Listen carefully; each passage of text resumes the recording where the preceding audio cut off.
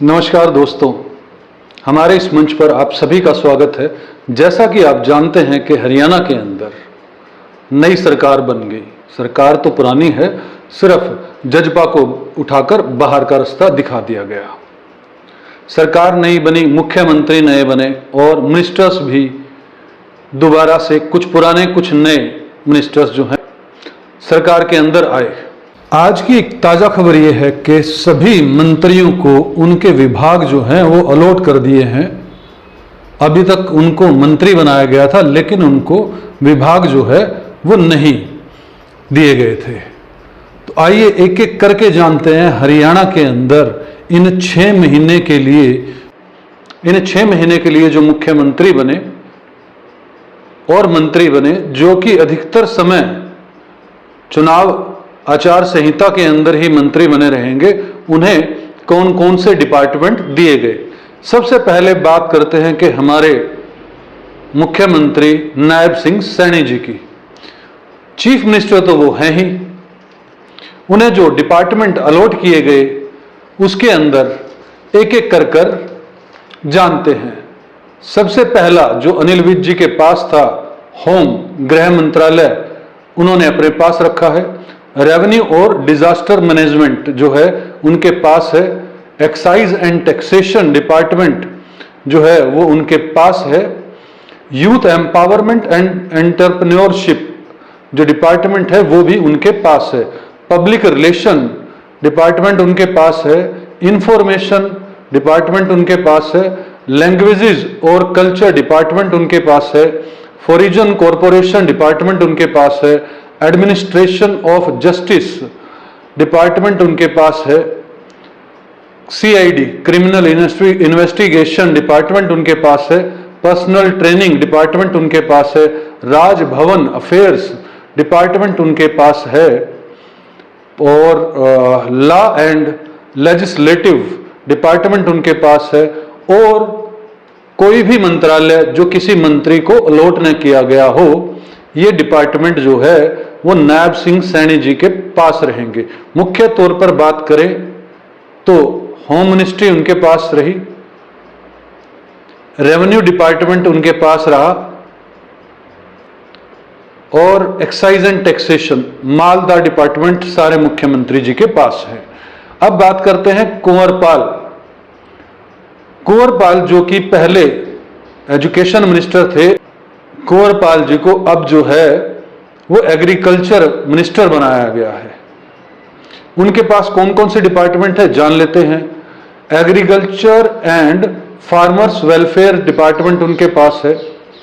Animal husbandry and diaries उनके पास है। फिशरीज डिपार्टमेंट उनके पास है। पार्लियामेंट्री अफेयर्स उनके पास है। हॉस्पिटैलिटी उनके पास है। हेरिटेज एंड टूरिज्म डिपार्टमेंट उनके पास है। अब बात करते हैं अगले मंत्री श्री मूलचंद शर्मा जी की, जिनका डेजिग्नेशन है इंडस्ट्रियल मिनिस्टर। पहली बात, इंडस्ट्री और कॉमर्स डिपार्टमेंट उनके पास है। लेबर डिपार्टमेंट उनके पास है। Food, civil supplies and consumer affairs उनके पास है। और इलेक्शन डिपार्टमेंट उनके पास है। अब बात करते हैं नेक्स्ट मंत्री जो कि है रणजीत सिंह। उनके पास जो डेजिग्नेशन है वो है एनर्जी मिनिस्टर का, ऊर्जा मंत्री। तो उनको डिपार्टमेंट दिया गया है एनर्जी, और जेल डिपार्टमेंट भी जो है उनको अलग से सौंपा गया है। अगले मंत्री की अगर हम बात करें तो बात करते हैं जयप्रकाश दलाल जी की। उनको जो डेजिग्नेशन मिला है फाइनेंस मिनिस्टर का। उनके पास में पहला तो फाइनेंस डिपार्टमेंट ही है, दूसरा है इंस्टीट्यूशनल फाइनेंस उनके पास रहेगा और एंड क्रेडिट कंट्रोल उनके पास रहेगा। Planning department, town and country planning and urban estates उनके पास है। आर्चीव्स जो है वो उनके पास है। अगले मंत्री हैं बनवारी लाल जी, डॉक्टर बनवारी लाल। उनका जो डेजिग्नेशन है वो है पब्लिक हेल्थ इंजीनियरिंग मिनिस्टर। तो उनके पास जो है पब्लिक हेल्थ इंजीनियरिंग डिपार्टमेंट है। पब्लिक वर्क्स, बिल्डिंग और रोड्स जिसको हम कहते हैं पीडब्ल्यूडी मिनिस्टर, वो उनके पास है। और आर्किटेक्चर डिपार्टमेंट उनके पास है। उसके बाद आते हैं कमल गुप्ता जी, उनको हेल्थ मिनिस्टर, जो कि अनिल विज जी के पास ही था, हेल्थ मिनिस्टर उनको बनाया गया है। हेल्थ उनके पास है, मेडिकल एजुकेशन एंड रिसर्च उनके पास है, और आयुष डिपार्टमेंट उनके पास है, सिविल एविएशन भी डिपार्टमेंट उनके पास में है। उसके बाद आते हैं सीमा त्रिखा जी, उनका डेजिग्नेशन है एजुकेशन मिनिस्टर। डिपार्टमेंट जानते हैं उनके पास स्कूल एजुकेशन और हायर एजुकेशन डिपार्टमेंट उनके पास है, इंडिपेंडेंट चार्ज उनको दिया गया है। उससे आगे बात करते हैं महिपाल डांडा, उनका designation minister of state for development and panchayat. उनके पास में पंचायत डिपार्टमेंट जो है और उसको डेवलप करने का जिम्मेदारी जो है उनके पास में आई है।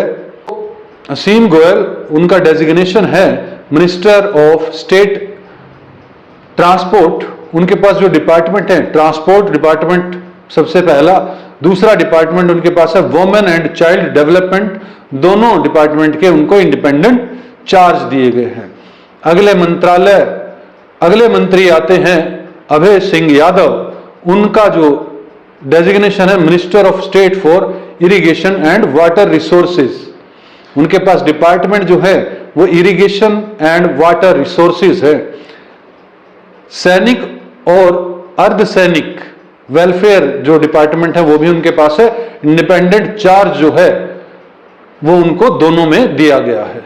उसके बाद आते हैं Subhash Sudha ji, minister for state for urban and local bodies.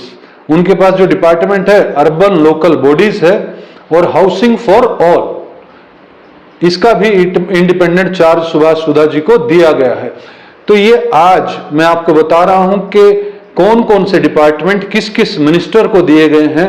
उनको सबसे पहले तो शुभकामनाएं देते हैं और जनता की तरफ से एक संदेश देते हैं कि कृपा करके कौन कौन से डिपार्टमेंट किस किस मिनिस्टर को दिए गए हैं, उनको सबसे पहले तो शुभकामनाएं देते हैं और जनता की तरफ से एक संदेश देते हैं कि कृपा करके जिसको जो डिपार्टमेंट मिला है उसको अगले 6 महीने में और बेहतर बनाने की कोशिश जरूर करें। जनता यही चाहती है और मुख्यमंत्री जी से प्रार्थना करना चाहेंगे जनता की तरफ से ही कि आप नए नए मुख्यमंत्री बने हैं, आचार संहिता हटते ही जो भी अच्छे कदम आप उठा सकते हैं वो जरूर उठाइए और इस प्रदेश को भ्रष्टाचार मुक्त जरूर कीजिए, क्योंकि जो जीरो टॉलरेंस है वो कहीं पर दिखती नहीं है। तो आपसे ये उम्मीद जरूर करेंगे, क्योंकि कोई भी मुख्यमंत्री या मंत्री बनता है तो उनसे ये उम्मीद जरूर की जाती है कि वो अपने डिपार्टमेंट से भ्रष्टाचार को मिटाएंगे, सबको एक नजर से देखेंगे और सबको रोजगार के समान अवसर प्रदान करेंगे और जो भी डेवलपमेंट डिपार्टमेंट में हो सकती है उसको करने की कोशिश करेंगे। दोस्तों, ये मैंने आपको बताया कि मुख्यमंत्री से लेके अलग अलग मंत्रियों के पास कौन कौन सी जिम्मेदारियां सौंपी गई, कौन कौन से डिपार्टमेंट उनको सौंपे गए। ये एक अच्छी इंफॉर्मेशन हमने आपके साथ साझा की। अगर आपको अच्छा लगे तो इस वीडियो को लाइक कीजिए, शेयर कीजिए और हमारे मंच को सब्सक्राइब कीजिए। दोस्तों, इस वीडियो में इतना ही। जय हिंद, जय भारत।